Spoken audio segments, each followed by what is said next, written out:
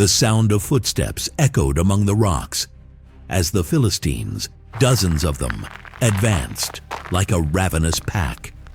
They were certain of victory. Before them, unarmed and alone, stood a man with long hair, covered in dust, and with eyes inflamed by something no warrior among them could comprehend. Samson, the judge of Israel. At his feet lay a donkey's jawbone, dry, forgotten, insignificant, until his hand touched it. In an instant, silence shattered, bones breaking, death cries, dust rising like mist. And there, under the scorching sun, the impossible happened. 1,000 men fell before a single one. The earth trembled with the fury of the Nazirite, and the heavens for a moment seemed bent to the force of his soul. But what no one saw was the inner war that consumed him within.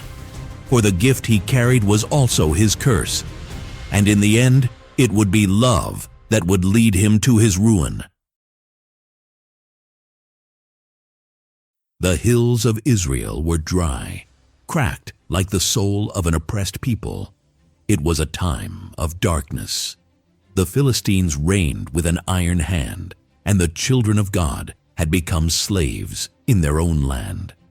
The sound of whips, the heavy tributes, and the silence of the heavens composed the daily life of a forgotten people. But the Most High never forgets.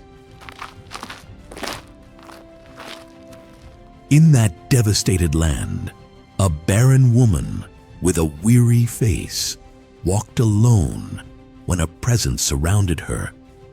The light was gentle, yet impossible to look at. A man in heavenly garments spoke with a voice that seemed to carry the wind and the fire. You will give birth to a son. He shall be a Nazirite, set apart from the womb. He will drink no wine, nor will his hair be cut. And through his hand, God will begin to deliver Israel. His name would be Samson. The boy was born strong. His eyes were intense, as if he could see more than he should. He was a restless child, unable to conform to the limits of the village. There was in him a constant tension, as if his very blood struggled to contain what was about to explode. Once, still a boy, he broke the wooden gate of the house without any effort. Another time, when provoked, he pushed a grown man with such force that he fell to the ground like straw. But Manoah, his father, only looked at him with fear and said, "Son, your strength comes from above, but if it is not accompanied by fear, it will destroy you." Soon, Samson grew.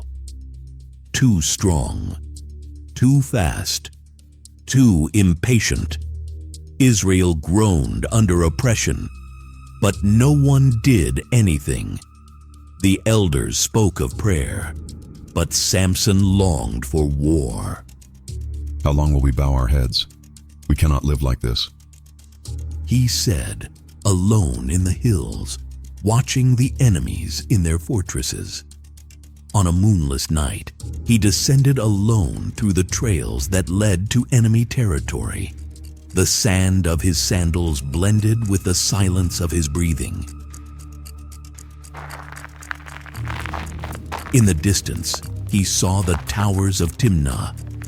The flames of the posts lit up the stone walls, and it was there, in the instant his eyes met those of a Philistine woman, that Samson's war began.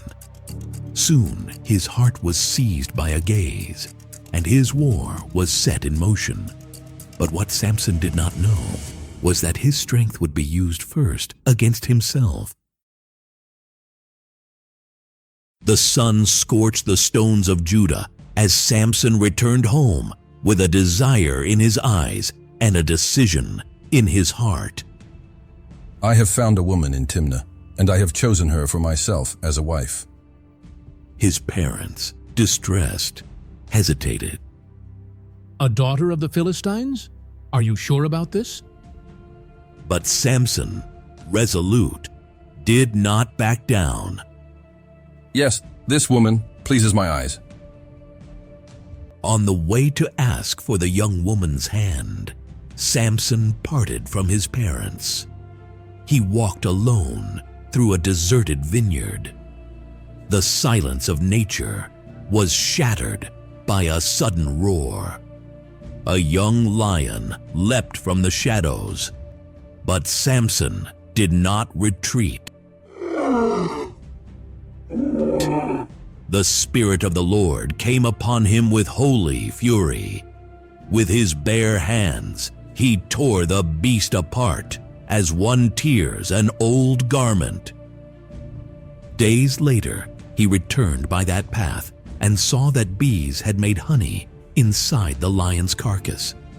He took the honeycomb with his bare hands, ate, and smiled. It was sweet, but there was something profane in it, a reminder that the vow that set him apart could be broken without even realizing it. At the wedding, during the feast, Samson wanted to test the cunning of the Philistine guests. If you solve the riddle within 7 days, I will give each of you a change of clothes. If not, you will owe me. The Philistines laughed wildly, and Samson declared, Out of the eater came food, out of the strong came sweetness. Guess this riddle. 30 men tried to solve it, but on the 4th day, they went to the bride, the Philistine woman Samson loved.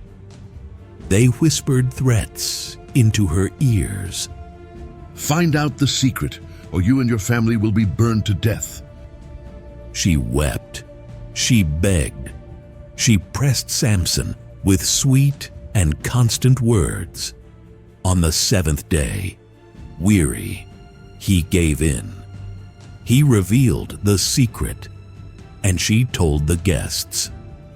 When the men gave the right answer, Samson knew immediately. If you had not forced my wife, you would never have discovered it. The betrayed groom became a warrior. He went down to Ashkelon, killed 30 men, took their clothes, and returned to the feast, not with honor, but with fury and blood in his eyes. But upon returning, he found something even worse. His wife had been given to another man. Days later, Samson reappeared, this time with something never seen before. He caught 300 foxes, tied them in pairs by their tails, and placed burning torches between them. He released them into the Philistine fields during the harvest. The crops, the vineyards, the olive groves, all turned to ash. It was more than vengeance. It was declared war. The Philistines retaliated with cruelty. They burned Samson's wife and her father with fire. When he heard of it, he did not hesitate. If that is how you play, then now I will go to the end. And he did. He pursued. He struck. He wounded. The land was filled with corpses. The fields no longer wept for the harvest, but for the dead. Hiding in the rock of Etam, Samson thought war would bring him peace. But then 3,000 men of Judah appeared. We have come to hand you over to the Philistines. Better to lose one man than bring more destruction. Samson looked around, incredulous. His tone was calm, but his soul divided. In the end, he surrendered. They bound him with new ropes, as if that were enough to restrain a man who did not even understand his own strength. And so they led him, ready to be delivered to the enemy. The Philistines prepared to humiliate him, but the very rope that bound him would be the same one he would break. The ropes tightened around Samson's arms. The soldiers' eyes burned with hatred, and the cries of the Philistines announced victory. The most feared man in Israel was bound, surrounded, humiliated. But the ground of the plain trembled before the attack. It was not an earthquake. It was the Spirit of the Lord returning, like an ancient wind that knows its path. The ropes, once firm, dissolved like burnt threads. Samson looked around. His eyes found a donkey's jawbone lying in the dust. He picked it up. The field became an arena. The first enemies fell without seeing the blow. Others came in groups, and they fell. The cries of war turned into screams of death. 100, 200, 500, 1,000. There were no sharp swords nor polished shields, but the strength that came upon him was greater than any weapon forged. The earth grew silent. Samson's body, sweaty and covered in dust and blood, trembled, but it was not from exhaustion. It was thirst, a thirst that came from within, as if his soul was draining away with the last strike. He fell to his knees. He cried out to heaven, not as a warrior, but as a broken man. Will I die here, Lord, after all this, alone? The sky remained silent for a moment that seemed eternal. Then water burst from the rock, like an echo of the desert. Samson drank, survived, but something inside him had changed. Time passed. Samson, now older, walked through the regions of Gaza with heavier steps and eyes searching for something they never found. His victories had isolated him. The people feared him more than they celebrated him, and he silently sank into himself. It was in that time that he met Delilah. She was beautiful, mysterious, seductive like the breeze before the storm. She was not like the others. She had patience. She knew how to smile at the right moment. And she asked. She always asked. Samson, where does your strength come from? She said as she caressed his hair. Samson avoided, invented, lied 3 times about his secret. But Delilah did not give up. She was like a drop falling on stone until it broke. You lie to me. Like this we cannot be together. Tell me your secret. And then, the man who tore lions apart and struck down armies began to grow weary of the sweet and insistent words. One day, tired, with a numbed heart and a ruined soul, he spoke, not with pomp or pride. He just spoke, low, almost like a sigh. My strength is in the vow I made to God. If my hair is cut, I lose everything. Delilah heard, kept the confession, and acted. While Samson slept, intoxicated not with wine, but with blind trust, she brought the barber. And with each strand that fell to the ground, something deeper was torn away. His connection with God, his identity, his mission. When the last strand was cut, she woke him with a treacherous whisper. Samson, the Philistines are here. Samson rose with confidence, as he always had. But something was wrong. His legs failed, his arms grew heavy, his chest empty. He tried to fight, and nothing. The Spirit of the Lord was no longer with him. They seized him as if he were dust. They drove iron into his eyes, and darkness was all that remained. Dragged through enemy streets, Samson arrived in Gaza as a living trophy, blind, humiliated, forgotten by his people, ridiculed by his enemies. Sometime later, Samson's hair began to grow, and with each strand, a deep, silent, constant repentance also grew.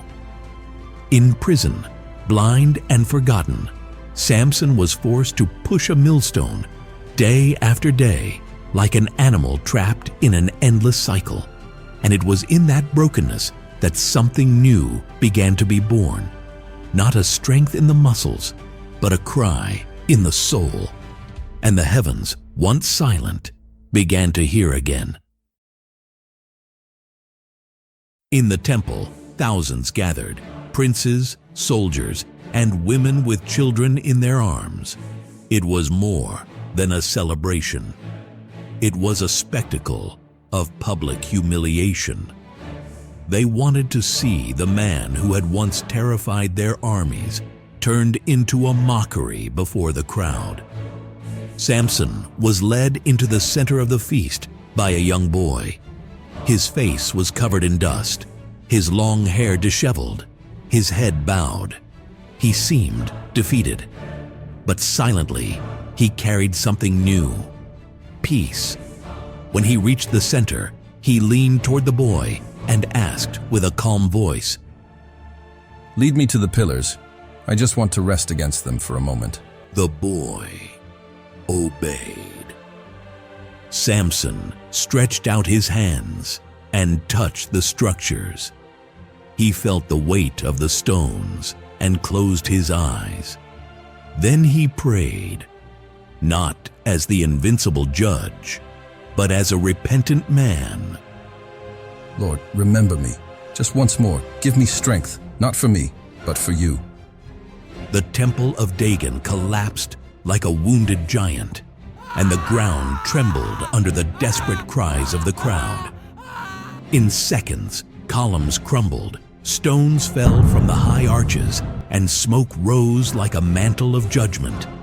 The feasts turned into panic, the songs into outcries. That which had been built to celebrate the victory of the Philistines became their own tomb. At the center of it all, wrapped in dust and debris, stood Samson. His body was crushed, along with the columns he destroyed, but in his death there was more purpose than in all his life. He did not fall with hatred. He did not fall for glory. He died with a prayer on his lips, and with his heart at last turned to the God who had called him from the womb. To conclude, reflect. The tomb of Samson remains silent among the hills of Zorah, covered by stones and forgotten by the kings who came after. But his story still cries out, not of victory, but of redemption. For Samson did not die merely crushed by the columns. He died free from what had bound him all his life: pride, vanity, impulse. And you? What wheel are you pushing? Today's world also traps men in cycles. We repeat mistakes, chase desires, forget the one who called us. Like Samson, many have strength, but little direction. Many have gifts, but are lost in the dark. There is only one way back. Lord, remember me. And if this story has spoken to you, do not ignore the call. Share it, reflect, subscribe, awaken. For the time of the judges is not over. God still raises deliverers, but first He breaks the heart. And sometimes it is at the end of strength that the true mission begins.